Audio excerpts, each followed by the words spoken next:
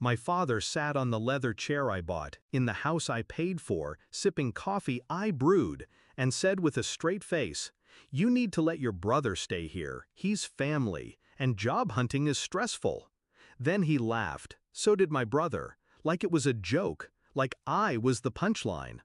I didn't say a word, just looked at the muddy shoes my brother had kicked off on my white rug, the beer cans on the table, the smell of weed leaking from the guest room. He hadn't worked a day in 5 years, and now I was expected to carry him again? My mother sat silently, staring into her cup. She always folded under Dad's voice. She'd call it keeping the peace. I called it surrender. I should have been used to it, the dynamic, the hierarchy. Dad's word was law, my brother was the prince, and I? The dependable daughter. The one who paid for the meals, kept the lights on, and never asked for thanks. But that day? That was the day something broke. It wasn't always like this. Growing up, I adored my brother.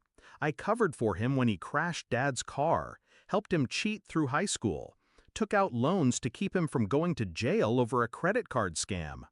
I believed he'd grow out of it, that if I supported him long enough, he'd one day stand on his own. But time passed. He didn't change, only I did. The real shift happened when I noticed my savings bleeding out faster than I could explain. I checked the utilities account, then the credit cards, then the Wi-Fi bill. Turns out my brother had been using my name, my cards, my credit, all without asking.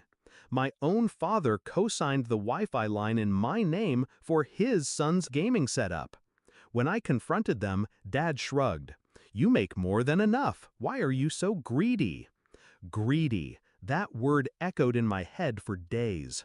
I didn't argue, not once. I didn't scream, I didn't cry, I didn't ask for apologies.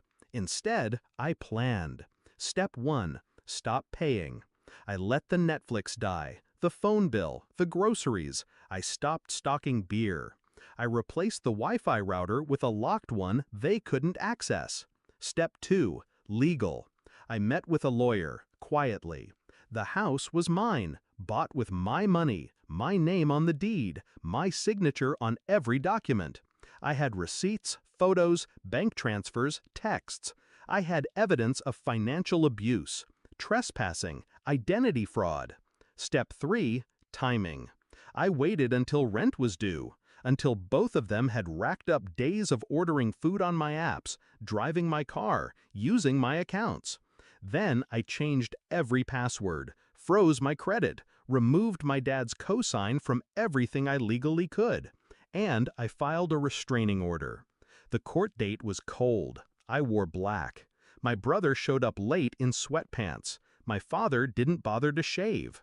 They thought it would be a slap on the wrist, a scolding, maybe a payment plan. Instead, I let the evidence speak.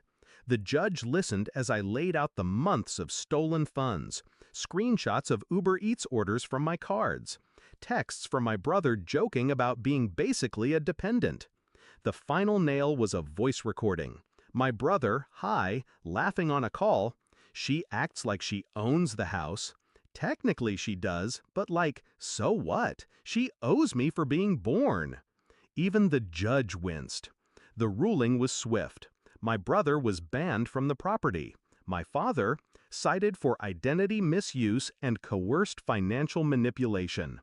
The officer handed them both the eviction notice outside the courthouse.